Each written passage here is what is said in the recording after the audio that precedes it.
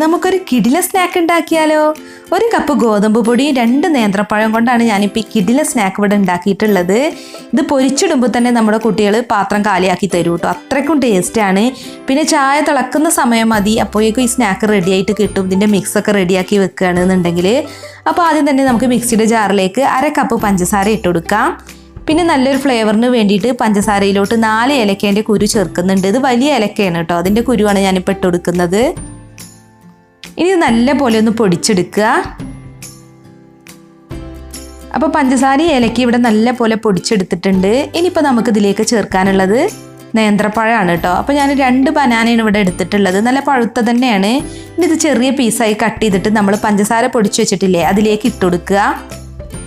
ഈ സ്നാക്ക് ഉണ്ടാക്കാൻ ഏത് ടൈപ്പിലുള്ള പഴം വേണമെങ്കിലും നമുക്ക് എടുക്കാം. ഞാനിപ്പോൾ നേന്ത്രപ്പഴം എടുത്തുവെന്നേ ഉള്ളൂ. അപ്പോൾ ഇത് നല്ല പോലെ ഒന്ന് അരച്ചെടുക്കുക, വെള്ളമൊന്നും ചേർക്കാതെ വേണം അരച്ചെടുക്കാൻ. ഇതിപ്പോൾ ഞാനിവിടെ നല്ല പോലെ അടിച്ചെടുത്തിട്ടുണ്ട്. ഇനി നമുക്കിതൊരു വലിയൊരു മിക്സിംഗ് ബൗളിലോട്ട് മാറ്റാം.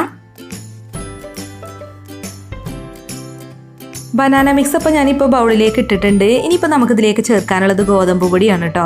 അപ്പോൾ ഞാൻ 1 കപ്പ് ഗോതമ്പ് പൊടിയാണ് ഇപ്പോൾ ഇതിലേക്ക് ചേർക്കുന്നത്. ഇനിയിപ്പോൾ നമുക്ക് കൂടുതലായിട്ട് സ്നാക്ക് വേണമെന്നുണ്ടെങ്കിൽ നമ്മൾ എടുത്ത ചേരുവകളൊക്കെ ഡബിളായിട്ട് എടുത്താൽ മതി. ഞാനിപ്പോൾ ഒരു ചെറിയ അളവിലാണ് ഉണ്ടാക്കുന്നത്. അപ്പോൾ ഇനി ഇത് നല്ല പോലെ ഒന്ന് മിക്സ് ചെയ്യുക.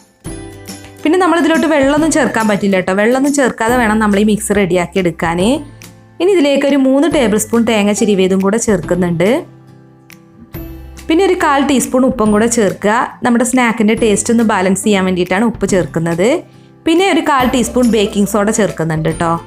സ്നാക്ക് നല്ല പോലെ ഒന്ന് പൊങ്ങി വരാൻ വേണ്ടിയിട്ടാണ് ബേക്കിംഗ് സോഡ ചേർക്കുന്നത്. ഇനി ഇത് നല്ല പോലെ ഒന്നും കൂടെ ഒന്ന് മിക്സ് ചെയ്തെടുക്കുക. അപ്പോൾ ഞാനിതിവിടെ മിക്സ് ചെയ്തെടുത്തിട്ടുണ്ട്. ഇനി ഇതിലോട്ട് 1 ടീസ്പൂൺ നെയ്യും കൂടെ ചേർക്കുന്നുണ്ട്. നല്ല പോലെ ഒന്ന് സോഫ്റ്റായി കിട്ടാൻ വേണ്ടിയിട്ടാണ് നമ്മൾ നെയ്യും തേങ്ങ ചിരവിയതൊക്കെ ചേർക്കുന്നത്. അപ്പോൾ നെയ്യും കൂടെ ചേർത്തിട്ട് ഇതിപ്പോൾ നല്ല പോലെ മിക്സ് ചെയ്തെടുത്തിട്ടുണ്ട്. ഇനിയിപ്പോൾ നമുക്കൊന്നത് പൊരിച്ചെടുക്കാം കേട്ടോ. വേണമെന്നുണ്ടെങ്കിൽ ഒരു 15 മിനിറ്റ് റെസ്റ്റ് ചെയ്യാൻ വെക്കുക, അതിനുശേഷം ഫ്രൈ ചെയ്യായിരിക്കും നല്ലത്. അപ്പോൾ നമ്മുടെ കൈ ഒന്ന് നനച്ചതിന് ശേഷം അതിൽ നിന്ന് കുറേശ്ശെ എടുത്തിട്ട് ബോൾസിൻ്റെ ഷേപ്പിലാക്കി എടുക്കുക. എന്നിട്ട് നമ്മൾ ചൂടായ എണ്ണയിലോട്ടിട്ട് ഫ്രൈ ചെയ്താൽ മതി. അപ്പോൾ നമ്മളെ കൈ നനച്ചതിന് ശേഷം വേണം കേട്ടോ അങ്ങനെ ബോൾസ് ആക്കി എടുക്കാൻ, അല്ലാന്നുണ്ടെങ്കിൽ കയ്യിൽ ഒട്ടിപ്പിടിക്കും. നമുക്ക് ഏത് സൈസിലാണോ ബോൾ വേണ്ടത് അതിനനുസരിച്ച് ഉണ്ടാക്കിയെടുത്താൽ മതി. പിന്നെ പ്രത്യേകം ശ്രദ്ധിക്കേണ്ടത് ലോ ഫ്ലെയിമിലിട്ട് വേണം കേട്ടോ അത് ഫ്രൈ ചെയ്യാൻ, അല്ലാന്നുണ്ടെങ്കിൽ പെട്ടെന്ന് തന്നെ കരിയും.